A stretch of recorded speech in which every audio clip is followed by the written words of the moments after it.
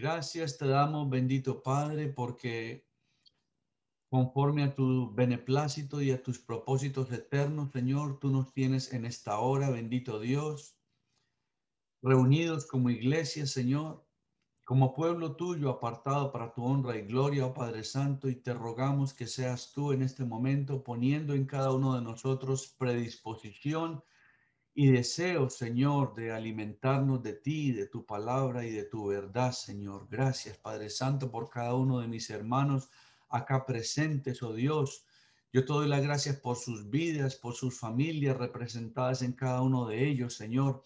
Padre, por cónyuges, por hijos o por familiares por los cuales ellos estén rogando, orando delante de tu altar de la gracia por salvación. Los presentamos en esta hora, bendito Dios, para que seas tú, Señor, moviéndote en soberanía, Padre Santo, moviéndote en toda autoridad, en todo poder característico de tu deidad, Señor, y que seas tú, Padre Santo, escuchando el clamor de tu pueblo, Padre, y rescatando todas estas almas que están delante de tu altar de la gracia, Señor, y cuyos nombres es nuestro deseo que tú los escribas en el libro de la vida, Señor. Padre, en esta hora te presentamos la vida de nuestra hermana Dalcy, Señor. Tú conoces el padecimiento por el cual ella está pasando en este momento y te pedimos, bendito Dios, para que seas tú alargando tu dedo sanador y tocando su cuerpo, Padre Santo. En este momento, oh Dios, como iglesia la presentamos delante de ti, Señor, y confiamos en la dispensación de tu gracia para con su vida, Señor, en tu sanidad, Padre Santo, la cual solamente tú puedes dar, porque tú no eres Dios de mejoras, sino que tú eres un Dios de cosas nuevas, Señor. Así que, Padre, permite que veamos en esta hermana tu sanidad, Padre Santo. De igual manera, oramos por la sanidad de nuestra hermana Judy Echenique. Te rogamos para que seas tú restaurándola, Señor, para que seas tú devolviéndole sus fuerzas como el búfalo, Señor, y reverdeciéndola como los cedros del Líbano, Padre Santo. Y levanta esta tu sierva, tu hija, Señor, para que ella continúe sirviéndote y honrando tu bendito y poderoso nombre, Señor.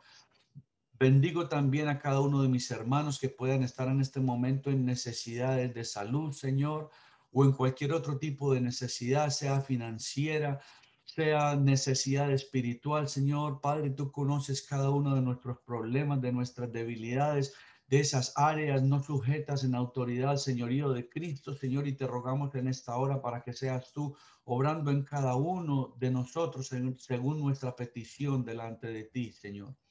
Padre, pongo en este momento en tus manos este mensaje, Señor, y te ruego, bendito Padre Celestial, que seas tú trayendo unción a través de él, Padre Santo. Permite de que mi boca sea usada para honra y gloria de tu nombre primeramente y segundo para edificación de nuestras vidas, de nuestras almas, Padre Santo. Aparta toda distracción, toda malicia de las tinieblas, Señor, por poner nuestra mente, por conectar nuestro ser interior con cualquier otra cosa que no sea tu palabra, Señor. Limpia los aires, Padre Santo, y permite que este sea un momento, un tiempo de coinonía, de reverencia, de reunión como pueblo que somos tuyos, Señor, para alimentarnos de ti, oh Padre Celestial. Gracias pues te damos por tu presencia en medio de tu pueblo, Señor. Ahora vamos a escuchar esta alabanza a tu nombre. Permite que nuestra mente y nuestro corazón sigamos esta alabanza y de manera virtual, Señor, elevemos este cántico delante de tu altar, porque dice tu palabra que tú te gozas en la alabanza de tu pueblo, Señor. Gracias pues te damos en esta hora, oh Dios, en el nombre de Cristo Jesús. Amén y amén. Vamos ahora entonces a escuchar esta alabanza, mis hermanos.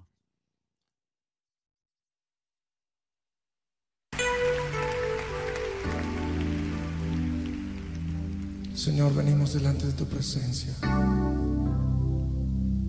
y nos postramos delante de ti, Señor, y te exaltamos con nuestra alabanza.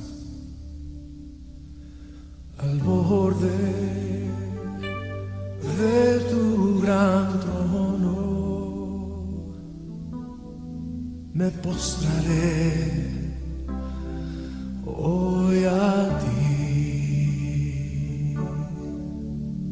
Tú reinas sobre principados, sentado la diestra de Dios.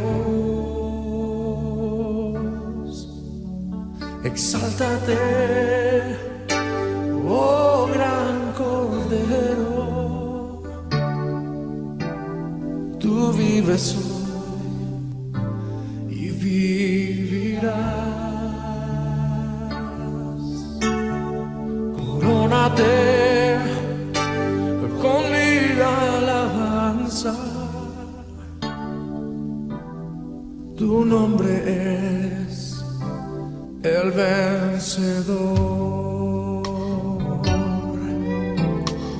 Al borde de tu gran trono me postraré hoy a ti. Tú reinas sobre principados, sentado a la diestra de Dios. Exáltate, oh gran Cordero, tú vives hoy y vivirás. Corónate con mi alabanza.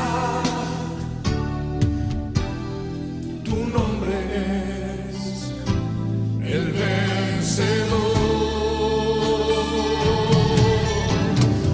Exáltate, oh gran Cordero, tú vives hoy y vivirás. Corónate con mi alabanza. Tu nombre es el vencedor. Es más, al borde de tu gran trono me postraré hoy a ti.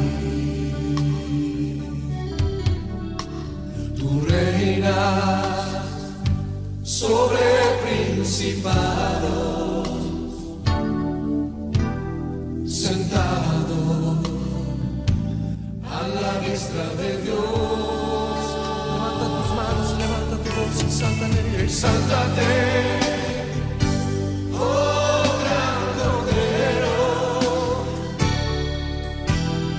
tú vives hoy y vivirás. Corónate con mi alabanza. Tu nombre es el vencedor. Exáltate, oh gran Cordero, tú vives hoy y vivirás. Corónate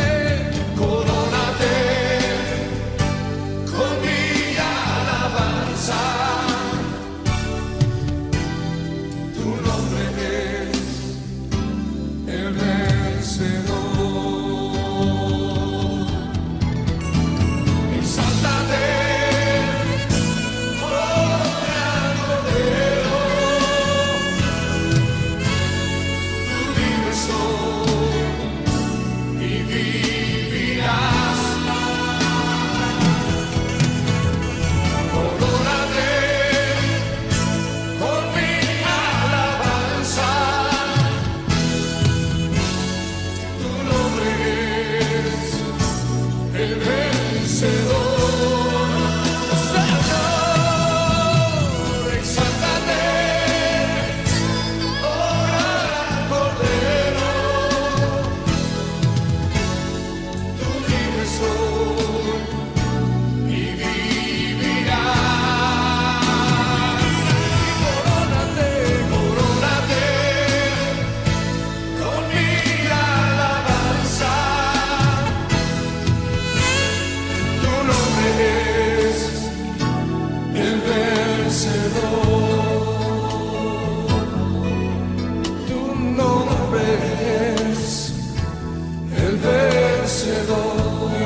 más, tu nombre es el vencedor.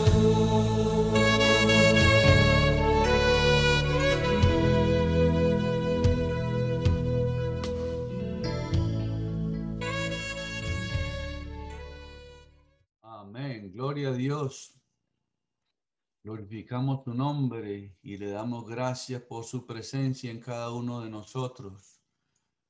Una vez más, mis hermanos, bienvenidos todos. Vamos a tener nuestras Biblias abiertas. Vamos buscando el primer libro de Samuel en el Antiguo Testamento, Primera de Samuel.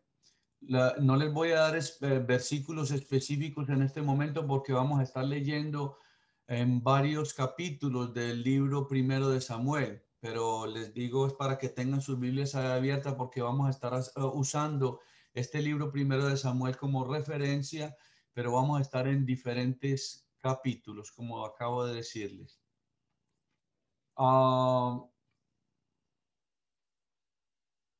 Quiero comenzar con una pequeña ilustración y esta ilustración nos habla acerca de una fábula india. Resulta que había un hombre que tenía un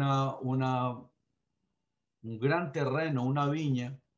Era un hombre muy rico y en esa viña él vivía con su esposa, con sus hijos y tenía muchos siervos a su servicio. Pero había un siervo en específico al que él le había encargado un trabajo. Y el trabajo que este siervo tenía era que él debía descender todas las mañanas a un río y en ese río se colectaba o se recogía un agua muy pura y muy cristalina. Y su amo le decía a este siervo de que descendiera todas las mañanas a ese río con 2 cántaros. Él se ponía un pedazo de madera sobre sus hombros y colgaba 2 cántaros en cada uno de sus extremos. Y él debía descender a este río todas las mañanas y traer de regreso agua fresca y cristalina de ese río. Pero tenía también otro encargo. Y ese encargo es de que conjuntamente con los cántaros de agua, él debía traer flores silvestres. Porque esas flores silvestres era para ponerla en floreros que adornaban el cuarto de su esposa, porque a su esposa le gustaban las flores silvestres. Entonces este siervo cada mañana debía descender, traer sus cántaros con agua cristalina de este río, pero debía también regresar cada día con un ramo o con un manojo de flores silvestres. En cierta ocasión, recordemos que esto es una fábula, en cierta ocasión cuando él venía con los cántaros de agua, el cántaro del lado izquierdo le habló al aguadero y le dijo, mira, ¿tú por qué no te deshaces del cántaro, del otro cántaro del lado derecho, que es un cántaro viejo y tiene hasta algunas grietas por las que se viene derramando el agua? Y más bien te consigues un cántaro así bonito, de buen aspecto, nuevo como yo. Cuando el cántaro viejo escuchó esto, le dijo al aguadero, detente aquí, por favor. El aguadero se detuvo y el cántaro viejo le dijo, hazme un favor, yo quiero que en este instante me rompas en pedazos, que me despedaces aquí donde estoy. Y el aguadero le dijo, ¿y por qué? Dijo, porque yo lo único que hago es traerte vergüenzas. Te traigo vergüenza delante de tu Señor y me avergüenzo aún delante del otro cántaro por mi condición. Y el aguadero se quedó mirando al cántaro viejo y le dijo, déjame hacerte una pregunta. ¿Por qué me envía a mí mi amo todos los días a este lugar? Y el cántaro viejo le dijo, pues supuestamente para echar agua en nosotros. Y le dijo, ¿y para qué más? Y le dijo el cántaro viejo, y para llevar flores para la esposa de tu señor. Y el aguadero le preguntó, muy bien, ahora te hago otra pregunta. ¿De qué lado del camino recojo yo las flores para mi señor? Y el cántaro viejo le dijo, del lado derecho, del cual estoy yo. Y le dijo, muy bien respondido. ¿Sabes por qué? Tú miras al lado izquierdo y te has dado cuenta de que no hay flores. Y la razón es porque cada que yo llevo estos dos cántaros, a ti y al otro cántaro, mientras el otro cántaro es bonito, es nuevo y está llevando agua, y tú eres viejo con grietas y vas derramando el agua que tú derramas va irrigando este lado del camino sobre el cual están las flores silvestres, y gracias al agua que tú riegas, esas flores solamente crecen en el lado derecho. Y de esa manera yo puedo no solamente llevarle a mi Señor agua, sino que también puedo llevarle las flores que Él demanda de mí para su esposa. Por tal razón, si en este momento yo quisiera convertir en astillas un cántaro, quebraría al cántaro nuevo y no a ti. Porque mientras el cántaro nuevo me lleva agua, tú me cumples los propósitos. ¿Cuál es la enseñanza de esta fábula y qué es lo que voy a estar utilizando para el mensaje del día de hoy? Que Dios no nos llamó para vivir una vida de apariencias, sino para el cumplimiento de propósitos. Y el mensaje que yo quiero compartir con ustedes en este día, mis hermanos, se titula Derribando barreras. Derribando barreras. Y como les dije, tengamos nuestras Biblias abiertas en el libro de Primera de Samuel, que es de donde vamos a estar leyendo varios versículos a lo largo de este maravilloso libro. Y, y vamos entonces a comenzar con nuestro mensaje, mis hermanos. Predispongamos nuestra mente y nuestro corazón para que Dios nos ministre a través de él. Todos conocemos la historia de el rey Saúl, un hombre en la escritura con mucho potencial, pero que desafortunadamente todo ese potencial se vio desperdiciado por culpa del mismo Saúl. Este fue el primer rey de Israel, un hombre que tenía todo lo necesario para alcanzar el éxito delante de los ojos de Dios y delante del pueblo de Israel, pero que a causa de las batallas internas que él tenía, frente a las cuales se enfrentó y perdió esa batalla, todo esto se convirtió en el gran fracaso del primer rey de Israel, el rey Saúl. Y al analizar la vida de Saúl, hermanos, notamos que la caída de este hombre comenzó dentro de sí. La caída de Saúl no estuvo fuera de él. El fracaso de Saúl, la derrota de Saúl, comenzó dentro de sí mismo, porque como resultado de haber perdido su batalla interna, Saúl se vio afectado en sus actitudes, en sus decisiones y en sus acciones, que luego él lamentó profundamente. Entonces, hermanos, todos y cada uno de nosotros tenemos dentro de sí a un Saúl. Tenemos una lucha interna con esa naturaleza caída, con ese viejo hombre contra el que batallamos día a día y que se opone, que se resiste al gobierno de Dios, que se resiste a la obediencia, al sometimiento del Espíritu Santo, y que nos arrastra para que los propósitos de Dios, para que todo lo que Dios espera de cada uno de nosotros simplemente no se cumpla. Entonces, es importante, es menester, es mandatorio para todo creyente, para todo hijo y para toda hija de Dios, el que nosotros nos adiestremos a la luz de la Escritura en aprender a batallar y en aprender a despojarnos de ese viejo hombre que batalla contra los deseos de Dios en nosotros. La palabra de Dios nos enseña, la escritura nos enseña que el espíritu y la carne están en constante contraposición. Hay una lucha interna en nosotros que nunca cesa, que nunca termina, porque la carne se opone al espíritu y el espíritu se opone a la carne.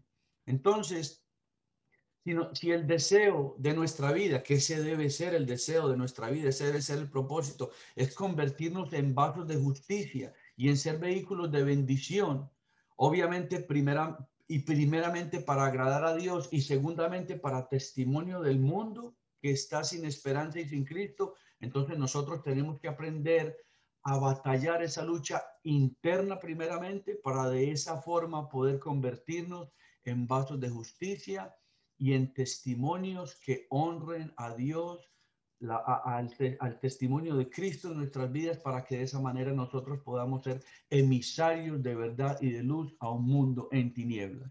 Hoy, mis hermanos, quiero compartirles, tomando como referencia este primer libro de Samuel, un libro maravilloso, quiero hablarles de 5 aspectos de la vida del rey Saúl, 5 aspectos que no son los únicos, porque en la vida del rey Saúl hay demasiado material y muy interesante, de mucha aplicación para la vida del creyente.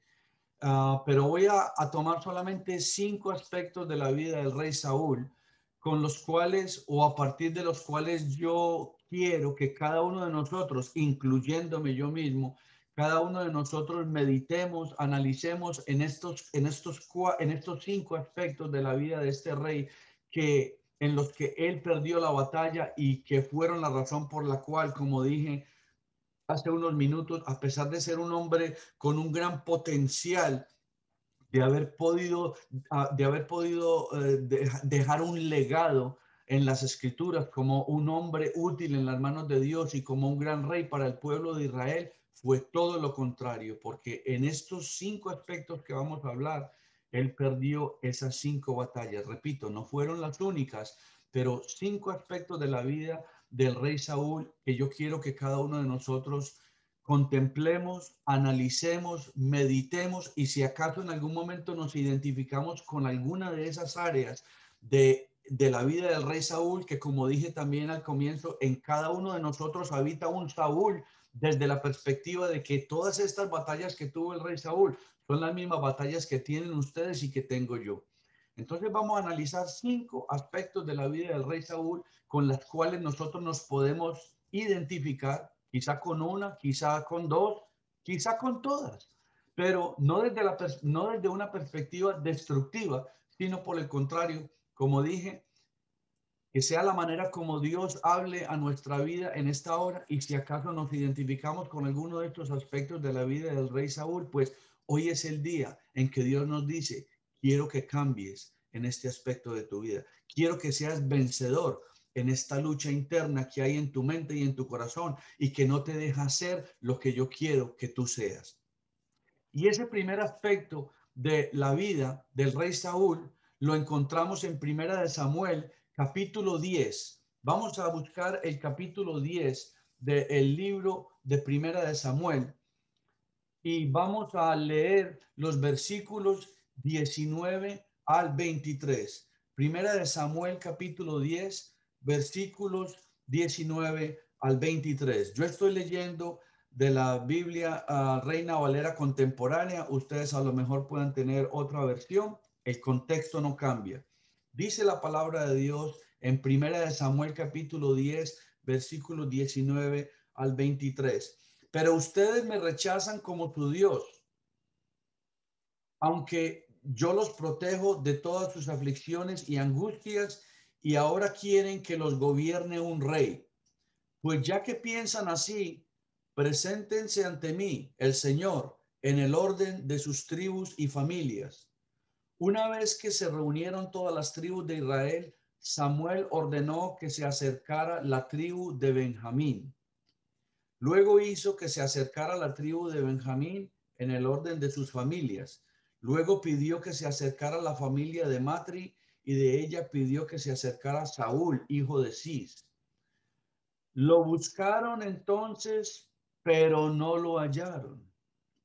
Así que le preguntaron al Señor por qué Saúl no estaba allí. Y el Señor les dijo, búsquenlo entre el equipaje, pues allí está escondido. Entonces fueron a buscarlo allí y lo pusieron en medio del pueblo. Y todos pudieron ver que Saúl era más alto que todos. No había quien le llegara ni siquiera a los hombros. Mantenga su escritura abierta y hermanos, como les digo, no vayan a cerrar el libro primero de Saúl, que ahí vamos a estar, primera de Samuel, perdón, que ahí es donde vamos a estar leyendo. Entonces, acabamos de leer en la escritura que Saúl era un hombre que a pesar de gozar de un aspecto físico llamativo y de aparentemente, y vamos conectando con la historia del comienzo, con la fábula que les relaté, a pesar de tener un aspecto llamativo, Saúl tenía serios problemas y esos serios problemas comenzaron dentro de él, no fuera de él. El comentarista cristiano Warsby dijo en relación a Saúl, Saúl lo tenía todo a su favor. Tenía un cuerpo fuerte, tenía conciencia de sí mismo, tenía un corazón nuevo, tenía poder espiritual, tenía amigos fieles, pero por sobre todo, Saúl tenía la dirección y las oraciones de Samuel. Sin embargo, sin embargo, a pesar de las muchas ventajas, a pesar de las muchas aparentes características positivas a su lado, fracasó miserablemente porque no le permitió a Dios ser el Señor de su vida. Y ahí, hermanos, y aquí, hermanos, tenemos la primera batalla a la cual cada uno de nosotros nos enfrentamos día a día, mis hermanos. Muchas veces nosotros estamos muy preocupados por nuestro aspecto físico, estamos muy preocupados por esta coraza que envuelve, llamada cuerpo, y descuidamos lo que está sucediendo en nuestro ser interior. Dios nos ha equipado, Dios nos ha dado todas las herramientas para que seamos instrumentos vivos en sus manos, pero la pregunta es, ¿estoy yo en realidad satisfaciendo esa demanda de Dios? ¿Está siendo Dios primeramente el Señor de mi vida? Porque ahí fue donde estuvo el problema de Saúl. Y ese problema comenzó porque en Saúl no había identidad, una palabra clave en la vida del creyente. En Saúl no había identidad. Él desde que comenzó, a pesar de ser un hombre escogido por el pueblo de Israel, ya tenía serios problemas de identidad, porque dice en Primera de Samuel 9:21, no lo tienen que buscar, pero dice en Primera de Samuel 9:21, hablando Saúl de sí mismo, dijo, no soy yo hijo de Benjamín, no soy yo hijo de Benjamín, escuche, de la más pequeña de las tribus de Israel. Y mi familia no es la más pequeña de todas las familias de las tribus de Benjamín. ¿Por qué pues me has dicho cosas semejantes? O sea, cuando a Saúl se le hace el llamado, Saúl ya comenzó con un problema. ¿Y era un problema de qué? De identidad. Saúl tenía ya un problema de autoestima.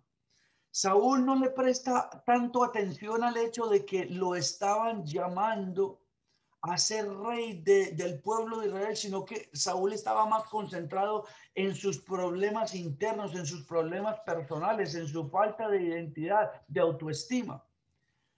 ¿Y con qué se conectó eso? De qué manera esto fue utilizado por el reino de la oscuridad para llevar a Saúl al fracaso? En que a causa de su falta de identidad, Saúl nunca permitió que Dios se convirtiera en realidad en su amo y Señor.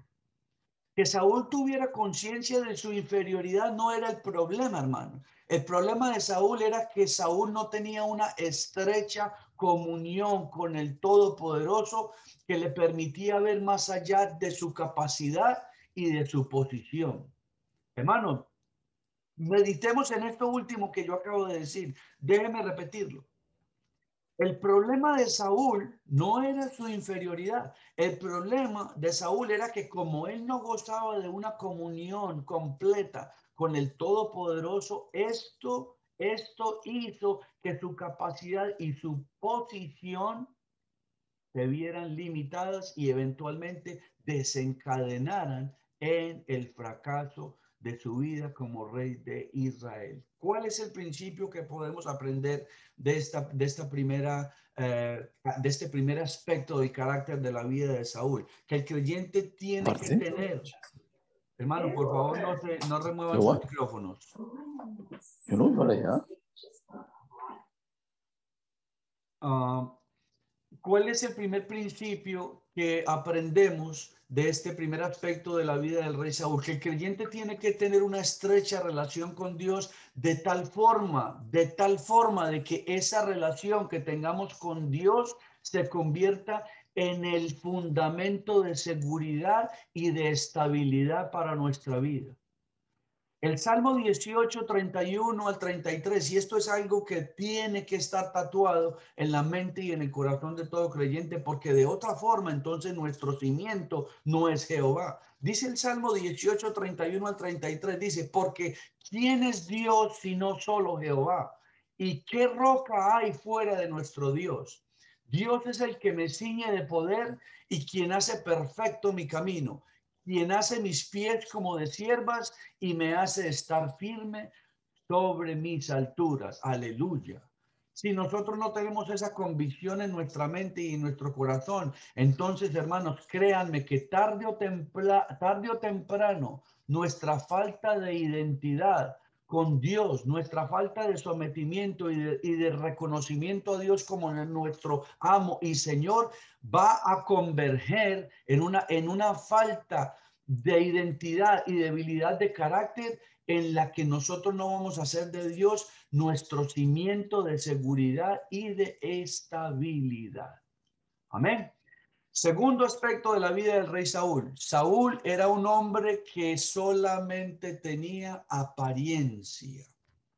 En Primera de Samuel, capítulo 10, perdón, continuamos ahí en el capítulo 10. En Primera de Samuel, capítulo 10, versículo 24, lee la palabra de Dios. Y Samuel le dijo a todo el pueblo, ante ustedes está el hombre que el Señor ha elegido. Como pueden ver, no hay en todo el pueblo nadie que se le compare. Y el pueblo lo aclamó alegremente y gritaba, ¡viva el rey! Una vez encontraron a Saúl, porque leímos en los versículos anteriores que Saúl, ¿dónde estaba? Escondido. Lo tuvieron que ir a sacar de donde estaba. Cuando sacaron a Saúl, el pueblo mismo, todos reconocieron su aspecto físico llamativo. Dice la escritura de que Saúl era hombre de hermoso semblante, de bonita apariencia, de gran estatura, porque como lo acabamos de leer, el soldado, la persona más alta dentro del reino de Israel, le llegaba meramente a los hombros, era de gran tamaño y estatura. Y dice en 1 Samuel 9, 1 y 2, ahí dan la descripción de Saúl, dice, hombre de gran aspecto y estatura. Pero con toda esa estatura y con todo ese porte que Saúl desplegaba y que deslumbró al pueblo de Israel, todos pensaron de que sin duda alguna estas características exteriores de Saúl hablaban por el Saúl interior. Y qué gran error, qué gran sorpresa se llevó más adelante el pueblo de Israel con encontrarse con un rey que prácticamente los llevó a derrotas, que prácticamente los decepcionó, que decepcionó no solamente al pueblo de Israel, sino que decepcionó a Samuel, decepcionó a Dios. Y todo porque se dejaron llevar de un simple aspecto. Entonces, esto nos muestra, hermanos, que aunque la palabra nos enseña que no debemos descuidar nuestra apariencia física, porque sabemos que es templo del Espíritu Santo, nuestro foco de concentración debe estar nuestra prioridad tiene que estar en el moldeamiento de nuestro carácter interno, hermano. Si nosotros no cambiamos primeramente internamente, de nada nos va a servir nuestro aspecto físico, porque tarde o temprano nuestra apariencia va a colapsar. Entonces, mire, hermano, no es la apariencia, no es qué tan bonito lucimos, no es cuántos chavitos tenemos, no es la posición en la iglesia, no es la alcurnia de la silla en la que nos sentamos, es si nosotros estamos cumpliendo el propósito para el cual fuimos apartados. Así como aquel cántaro viejo pensó que por ser un cántaro viejito y con endijas por la cual se regaba ya el agua era inservible. Vemos como mientras el otro era muy bonito y sí llevaba el agua, el que en realidad cumplía los propósitos era el viejito con endija, porque no solamente llevaba agua, sino que regaba las flores del campo. Y eso es lo que Dios espera de nosotros, hermanos. El creyente tiene que trabajar en esas áreas, en esas zonas internas en las que nosotros, a pesar de que podamos tener un concepto de que no, pero lo que yo hago es ínfimo. Hermano, no hay ningún trabajo dentro de la obra del Señor al que usted le pueda poner la etiqueta de ínfimo. Su trabajo, lo que usted ejecuta para la obra del Señor, así usted lave los sanitarios, así usted le dé vacuum a las carpetas, es tan importante y tan digno para Dios como el pastor que está al frente de su pueblo. Así que usted nunca piense de que porque usted tiene menos que aquel o porque su trabajo dentro de la iglesia, que usted no tiene el don de fulanito, de fulanita, olvídese de eso. Usted es parte de ese cuerpo y usted es esencial dentro de la obra para la cual usted fue apartado. Entonces, mucho cuidado con esa batalla, porque eso es lo que Satanás quiere que usted crea, que usted es una pieza ínfima de la cual en cualquier momento, como un cántaro viejo, le podemos dar un martillazo de hacerlo astillas. Mentira, usted es importante para Dios y si usted es importante para Dios, es importante para su obra. Amén. Tercer aspecto de la vida del rey Saúl. Saúl era un hombre impaciente. Primera de Samuel, capítulo 13. Vámonos ahora al capítulo 13 del libro de Samuel, de Primera de Samuel. Y vamos a leer, hermano, este sermón a lo mejor se me va a alargar un poquitico. Voy a tratar de caminar lo más pronto posible, pero sin restarle importancia a los puntos, hermano.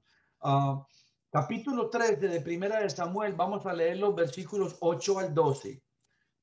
Primera de Samuel, capítulo 13, 8 al 12. Y reza la palabra de Dios. Saúl esperó allí 7 días, de acuerdo con el plazo que Samuel le había fijado. Pero como no llegaba, el pueblo empezó a desertar, o sea, se empezaron a ir. Entonces Saúl ordenó, escuche, que traigan un holocausto y ofrendas de paz, y ofreció el holocausto. Saúl estaba terminando de ofrendar el holocausto cuando llegó Samuel. Saúl salió a darle la bienvenida, pero Samuel le dijo, ¿qué es lo que has hecho?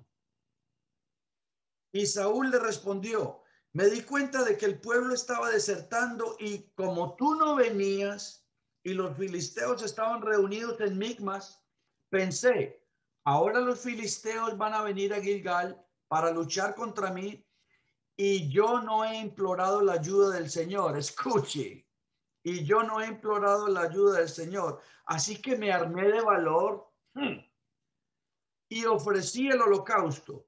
Pero Samuel le dijo a Saúl, lo que has hecho es una locura, no obedeciendo lo que el Señor tu Dios te ordenó hacer. Si hubieras obedecido, el Señor habría confirmado para siempre tu reinado sobre Israel. A pesar de que Dios había elogiado el reino que se le había entregado a Saúl, reconociéndolo públicamente y con una victoria que ya había obtenido sobre los amonitas, Saúl todavía continuaba aflorando ese carácter de temor y de inseguridad en su corazón. Saúl continuaba exteriorizando batallas internas sobre las cuales no había podido poner todavía batalla de victoria. Y esto es lo que lo llevaría más adelante a formar todos esos defectos de carácter, de personalidad. de los cuales iba acarreando a su paso serias consecuencias y consecuencias que comenzaban ahora a afectar sus decisiones. Esto significaría que no solamente Saúl fuera un rey impaciente, sino que su impaciencia lo llevó ¿a qué? A la desobediencia. Y ahí está la clave en este tercer aspecto de la vida de Saúl. La impaciencia lo llevó a la desobediencia. En el caso de Saúl, la desobediencia fue una transgresión directa y explícita al mandato de Dios. Ofreció el holocausto que solamente le correspondía ofrecer a un sacerdote. Y este hecho se convirtió, según los comentaristas y los eruditos, se convirtió en el primer y de los más graves errores en la vida de Saúl, en el comienzo de una serie de tropiezos que lo llevaron a su fracaso. Saúl no solamente estaba demostrando ahora ser un rey inseguro y lleno de temores, sino que ahora le había agregado la impaciencia. Y como ser impaciente, él estaba confiando en su autosuficiencia. Le dijo a Saúl, como ustedes no llegaban, como quien dice, a mí me importa un pepino lo que diga Dios, me importa lo que yo decida, porque como ni usted llega, ni tampoco se manifiesta nada en esta lucha, entonces yo voy a tomar cartas en el asunto. Hermanos, ¿cuántas veces nosotros, por causa de no esperar en Dios, recurrimos a nuestra autosuficiencia pensando de que nuestras decisiones pueden estar por encima y ser mejores que las decisiones de Dios? Déjeme darle solamente un ejemplo, que es un ejemplo bien claro en la vida de muchos creyentes. ¿Cuántos hombres y mujeres de Dios no supieron esperar en lo que Dios tenía para ellos y se echaron en brazos de un inconverso o de una inconversa? Porque les pareció que aquel cuerpecito era mejor, porque les pareció de que aquí en la iglesia no hay sino feas, porque les pareció de que aquí no se consigue nada, entonces yo no me puedo poner a esperar en Dios. Dicen las estadísticas de que alrededor del 70% de creyentes que se casan con inconversos o inconversas, el 70% de esos creyentes vuelven a la vida del mundo. ¿Por qué? Porque les pareció que ellos tenían mejores decisiones que Dios y se arrojaron en brazos del mejor postor. No esperaron en Dios.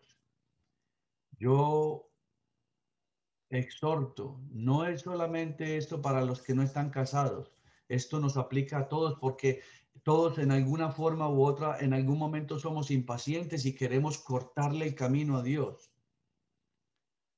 Y Dios nos deja. Dios tiene para nosotros un punto A y un punto B. La gran diferencia es que cuando nosotros somos pacientes y esperamos en Dios para llegar del punto A al punto B, Dios tiene una línea recta. Pero cuando nosotros no somos pacientes y esperamos en Dios, entonces nosotros tenemos una línea de zigzag.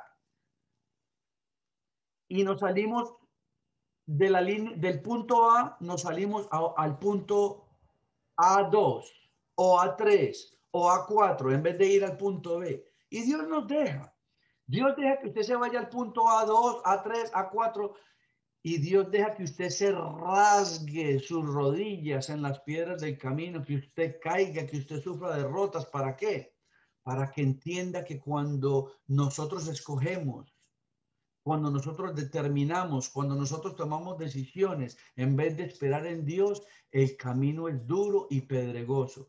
¿Le va a evitar Dios que un día usted alcance su potencial o alcance la meta? No, porque gracias a ese Dios maravilloso que tenemos, Él es un Dios de perdón, Él es un Dios de misericordia y Él es un Dios de restauración. Pero cuando usted llegue al punto B, va a tener sus rodillas peladas, va a tener su cuerpo cansado, va a estar aporreado por el camino. Y sí, Dios en su misericordia quizá le permita llegar al punto B, pero va a llegar en condiciones muy distintas a si usted hubiera caminado en línea recta del punto A al punto B. Lo único que se necesitaba era esperar en Dios.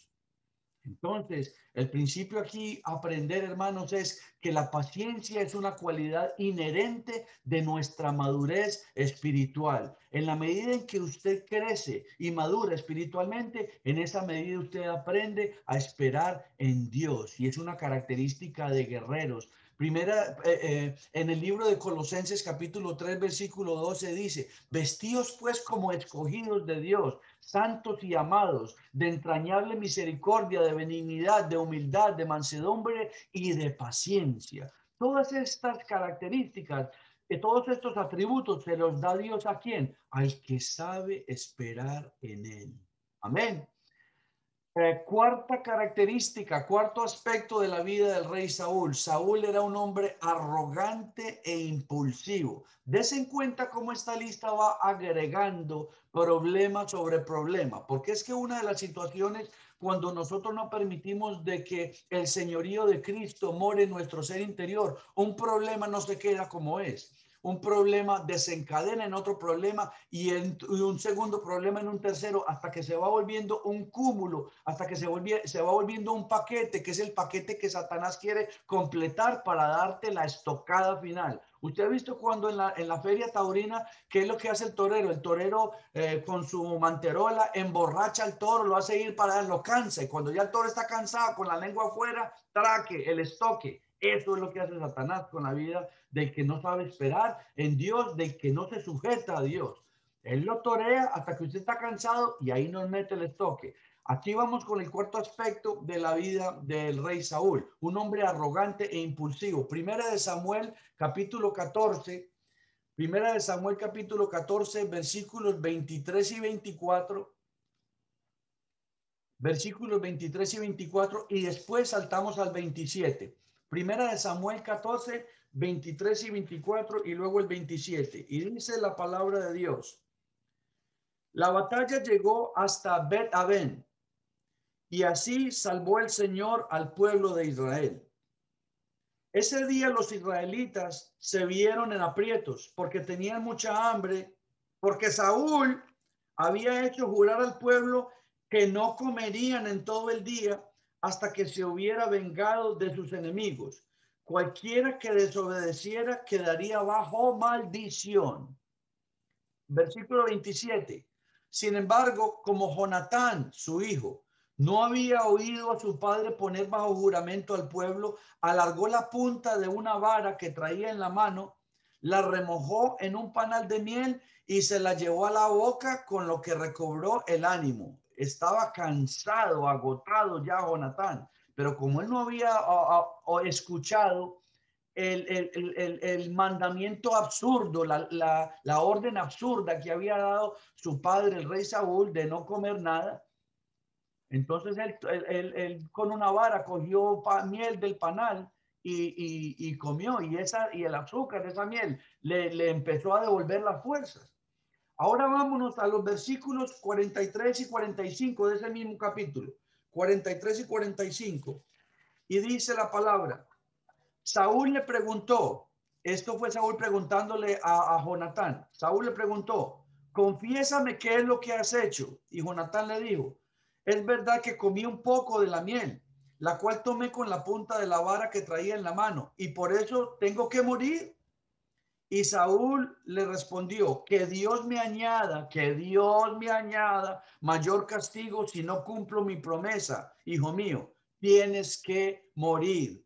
Entonces el pueblo le dijo a Saúl, ¿tiene que morir tu hijo Jonatán cuando ha sido él quien salvó al pueblo de Israel? De ninguna manera. Juramos por el Señor que ni uno solo de sus cabellos caerá a tierra. Lo que él hizo hoy lo hizo de acuerdo al plan de Dios. De esta manera el pueblo de Israel impidió la muerte de Jonatán. Ya sabemos de que Saúl está llegando a un punto ya ridículo en su relación con Dios. no solamente está envuelto en una vida de desobediencia, sino que ahora Saúl comienza a dejar completamente sueltos, comienza a darle rienda suelta a todas esas batallas perdidas dentro de su carácter. Una de las cosas, hermanos, que Satanás siempre va a buscar conquistar en las batallas internas que cada uno de nosotros tenemos es llevarnos al punto de la desesperación. Ahora, ¿cómo logra Satanás llevarnos al punto de la desesperación? Les dije en el punto anterior de que un problema, una desobediencia, un área de nuestra vida que no esté sometida al señorío de Cristo en nuestras vidas es un problema que se añade a otro, un problema que se añade a otro, un problema que se añade a otro. Y de esa manera se va convirtiendo nuestra vida en un cúmulo de desobediencias, de rebeliones, de impaciencias, de no esperar en Dios, hasta que todo esto se forma en un paquete en el que Satanás ve el momento propicio para darnos la estocada, y esa estocada se llama desesperación. Cuando un creyente llega a ese punto en que se da cuenta de que su vida interior es un caos, es un desastre, porque en nada se compromete, en nada sirve, todas sus promesas terminan en promesas quebrantadas, todo lo que le promete a Dios, todo lo que se propone hacer termina en ministerios dejados de lado, en levantadas de mano que terminan en disculpas, en autojustificaciones. Ese es el punto al que Satanás quiere arrastrar al creyente que no se somete a Dios, que no se somete al señorío de Cristo, que constantemente está perdiendo sus batallas internas. Él busca llevarlo a ese punto de desespero, y cuando el ser humano se ve acorralado en un punto de desesperación, la carne se defiende con arrogancia y con altivez. Es una manera instintiva de la carne defenderse ante la adversidad. Y aquí vemos, hermanos, cómo una idea tan descabellada, porque ya Saúl está sintiendo el embate de su mala relación con Dios, el ataque de la desobediencia sobre su vida. Él está sintiendo de que la situación ya se le está saliendo de las manos, y entonces ya todo lo negativo, los aspectos negativos de su carácter comienzan a aflorar todos en un solo golpe. Entonces la manera como él actúa es simplemente tomando el toro por los cuernos, confiando en su propia autosuficiencia, y entonces le da, figúrense ustedes, el pueblo de Israel está envuelto en una terrible batalla. ¿A qué rey cuyo pueblo está envuelto en una sangrienta y violenta batalla, a qué rey solamente por satisfacer sus deseos personales de venganza, como acabamos de leer ahí, a qué rey se le ocurre decirle a sus soldados no coman porque yo lo mando? Porque yo me quiero vengar de este pueblo, y la manera como me voy a vengar es que ustedes, sin siquiera probar bocado, ustedes van a ir a pelear con ellos. ¿De dónde viene eso? Eso no vino de Dios. Y esa arrogancia, esa falta de dependencia de Dios, lo llevó casi al punto de que le costara la vida a Jonatán, su hijo fiel, porque hasta Jonatán lo iba a matar por un pedazo por dos gotas de miel en una vara. Gracias a Dios que el pueblo se interpuso y no permitió que Saúl hiciera eso. Pero si lo hubieran permitido, Saúl aún hubiera matado a su propio hijo por estar empecinado en una idea que no venía de Dios y que era el resultado de sus muchas batallas internas perdidas. ¿Por qué? Porque ya la desobediencia había llevado a Saúl a desechar completamente la orden de Dios. ¿Qué es lo que aprendemos de este principio, este cuarto principio? Que todo hombre y mujer de Dios debe tomar decisiones siempre sometiendo sus decisiones en oración a la voluntad de Dios. Nosotros no podemos correr a decidir sobre nuestras vidas sin antes haber consultado con Dios. Los arrebatos de ira, las decisiones apresuradas y una actitud arrogante sin contar con Dios pueden afectar, o pueden no, afectan todo lo que está a nuestro alrededor, aún al punto que pueden causarles daño a aquellos seres que más amamos, como es aún nuestra familia más inmediata. Dice Proverbios 16:32, es mejor el que tarda en airarse que el fuerte, y el que se enseñorea de su espíritu, y es mejor el que se enseñorea de su espíritu que el que toma toda una ciudad. Un versículo que nos exhorta antes de tomar una decisión. Cuando usted sienta que la sangre le está corriendo al cerebro, cuando usted sienta que algo le está volando su paciencia, que usted ya no puede más, deténgase, haga un paro, respire profundo y haga una oración. ¿Cuántas veces una mala decisión, por una rabia, por un momento de arrogancia, por un momento bajo el cual usted se olvidó de la dirección del Espíritu Santo, usted hizo o dijo algo que hasta el día de hoy esa persona que usted hirió a lo mejor le puede estar diciendo: yo te perdoné, pero jamás olvidaré lo que me dijiste aquel día? Eso se quedó grabado en mi corazón. Y ya no hay nada que usted pueda hacer a eso, aunque haya sido perdonado. Quizás ese no sea el caso suyo, pero algo que usted a lo mejor haya hecho que usted en este momento pueda decir: si me hubiese controlado en este momento, qué diferente hubiera sido esta situación. No esperemos a que las cosas pasen para pensar, sino que pensemos antes de que las cosas sucedan. Y vamos al quinto y último aspecto de la vida del rey Saúl. Y es que Saúl era un hombre desobediente y obstinado. Primera de Samuel, capítulo 15. Primera de Samuel, capítulo 15, versículos 17 al 23. Y dice la palabra de Dios: Samuel añadió: ¿no es verdad que tú mismo te considerabas alguien insignificante? ¿Y no es verdad que el Señor te ha hecho jefe de las tribus de Israel y te ha consagrado como su rey? El Señor te dio una misión cuando te dijo: ve y destruye por completo a los amalecitas, combátelos hasta acabar con todos ellos. Entonces, ¿por qué no has obedecido lo que te ordenó el Señor, sino que has traído contigo lo que le quitaste a tus enemigos? A los ojos del Señor has hecho lo malo.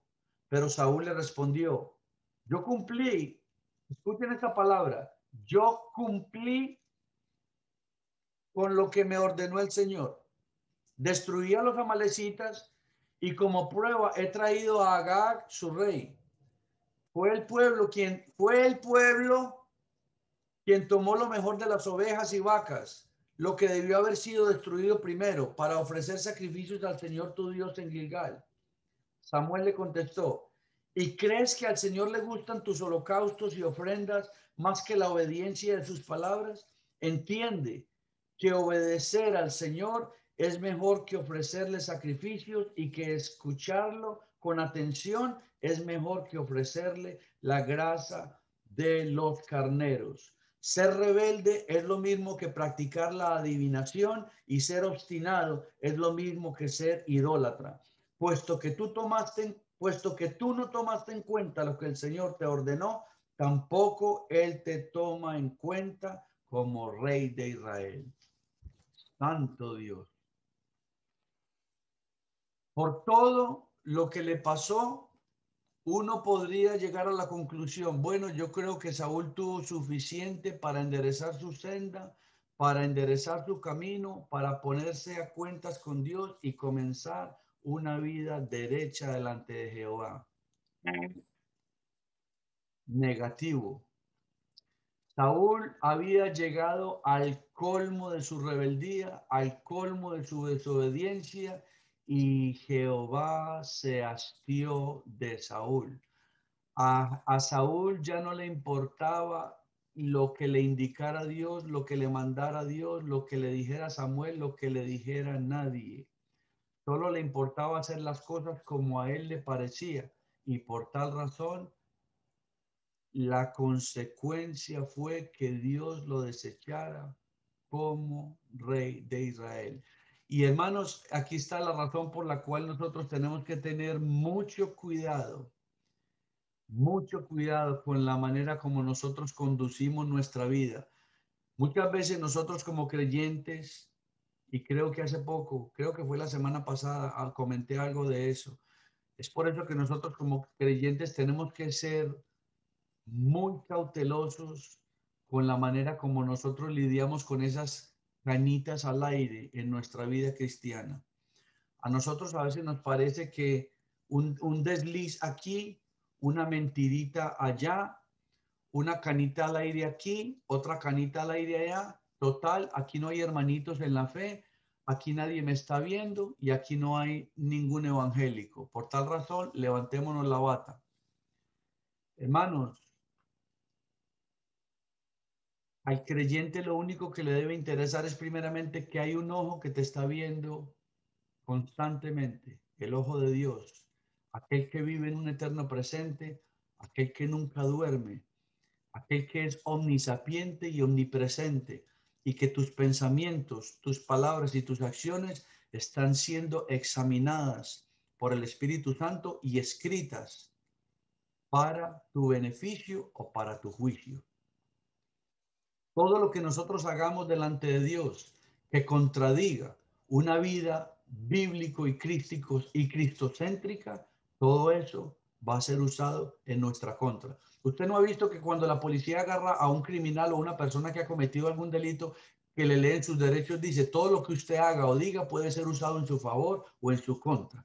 Pues toda esa ley de los hombres viene de la ley de Dios, porque todo lo que nosotros hagamos, pensamos o digamos va a ser usado en nuestro favor o en nuestra contra. Y eso envuelve todo, pensamientos, palabras y acciones. Recordemos que Dios no solamente juzga las acciones, sino las intenciones. Y según el principio que Dios estableció con aquella prostituta a la que querían apedrear porque había sido cogida en adulterio, Jesús estableció un principio que para nosotros pecar contra Dios no tenemos que ejecutar una acción, sino simplemente contemplarla en nuestro corazón como que si tuviéramos la oportunidad de hacerlo, lo haríamos. A los ojos de Dios ya está hecha.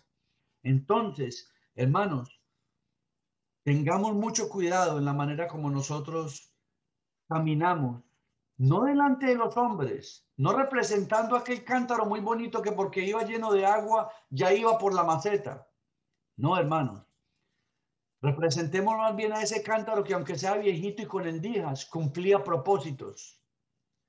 Y que nosotros seamos delante de Dios, aunque esta estructura externa se vaya desgastando, seamos esos vasos que cumplen propósitos en manos del Espíritu Santo, seres de obediencia, seres que cuando seamos confrontados por la tentación, por la ocasión de caer, sea de mente, de palabra o de acción, nuestra primera respuesta, esa respuesta inmediata sea no.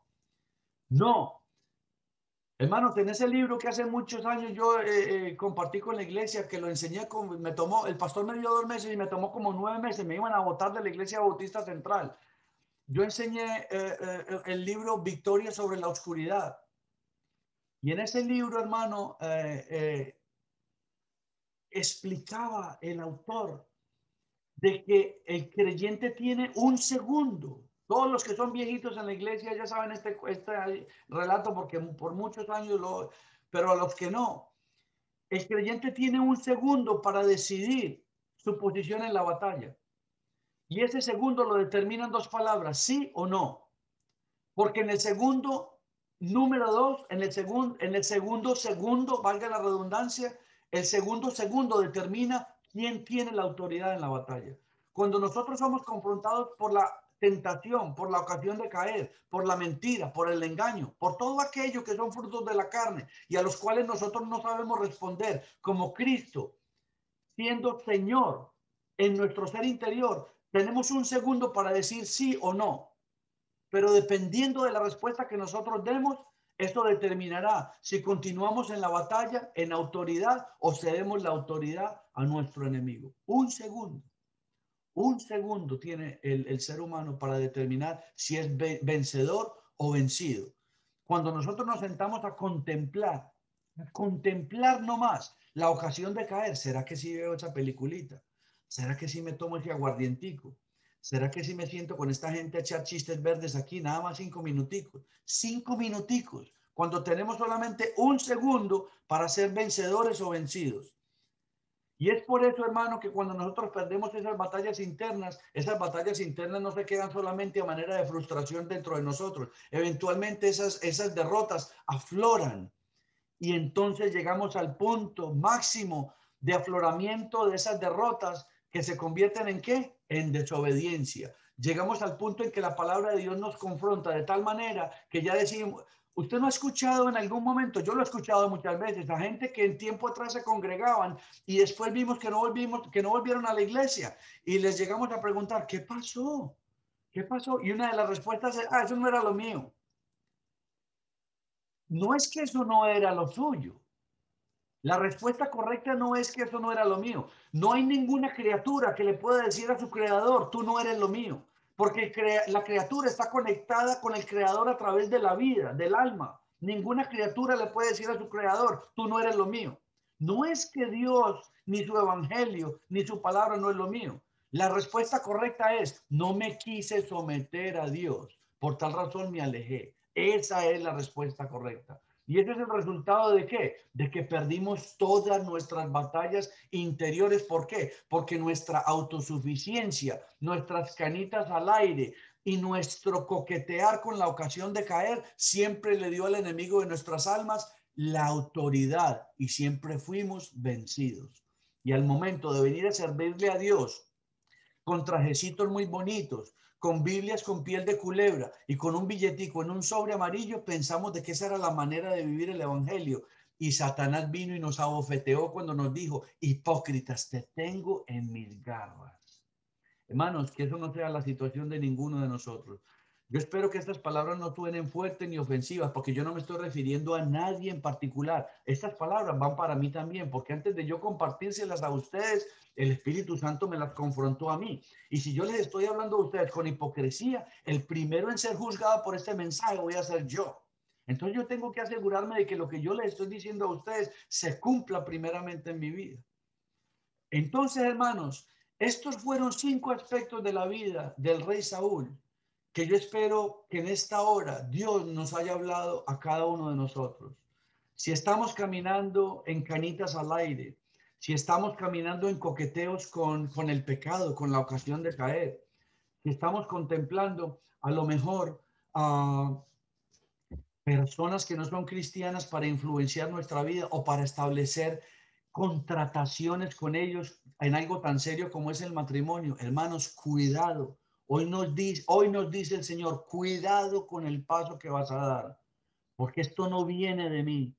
Saúl decidió matar a los que a él le parecía de los amalecitas, no a lo que Dios le dijo, mátalos a todos. No, esa fue la decisión de Saúl. Entonces, hermanos, para terminar ya, y me perdonan todo el tiempo que he tomado en este mensaje, pero sentí que el Espíritu me llevaba a terminarlo, hermano, y bueno, hay que terminar el mensaje. Pero, hermanos, que sea hoy el día en que si por alguna razón estamos caminando en un evangelio de 50-50, hoy es el día de renunciar a todo aquello que está estableciendo autoridad sobre nosotros y que le está removiendo esa autoridad y ese señorío a Cristo en nuestra vida. Para concluir, tengamos mucho cuidado de pasar por alto nuestros propios defectos de carácter, los cuales poco a poco, si nosotros nos descuidamos, nos van a arrastrar, escúcheme, nos van a arrastrar a nuestra propia caída. Todos los hombres tenemos defectos, todas las hombres y mujeres tenemos obstáculos, tenemos limitaciones, tenemos batallas y defectos. El hecho no está, la pregunta no está en si los tenemos o no los tenemos, claro que los tenemos. La consigna aquí es, sé que los tengo, pero mi única manera de derribarlos es caminando y dependiendo de Dios. Y es por eso que el título de este mensaje era derribando barreras, derribando obstáculos, derribando a ese ser viciado, a ese hombre caído interior contra el cual batallo, que se opone a la voluntad de Dios. Primero Cristo en mi vida, primero la palabra de Dios en mi vida y lo demás, Dios nos dará la victoria. Amén. Vamos a cerrar nuestros ojos por un momento. Vamos a hacer esta oración, hermanos. Padre, gracias yo te doy, bendito Padre Celestial, por esta palabra que tú has hablado a mi mente y a mi corazón en esta hora. Y que yo te ruego, bendito Señor, que revolucione mi ser interior si acaso me he identificado con alguna de estas áreas que fueron parte del carácter del rey Saúl y que lo llevó a su derrota física y espiritual. Yo te ruego, Señor, de que esta área que en este momento presente su área, si acaso hay alguna de ellas que tiene que presentar delante de Dios. Yo te presento esta área de mi vida que no está sujeta en señorío a ti, Padre Santo, y te ruego que me des tanto el poder como la autoridad, Señor, para vencer sobre ella, Padre Santo. Yo te ruego que abundes en mí en el don de templanza y de dominio propio para decirle sí a lo que es sí y decirle no a lo que es no.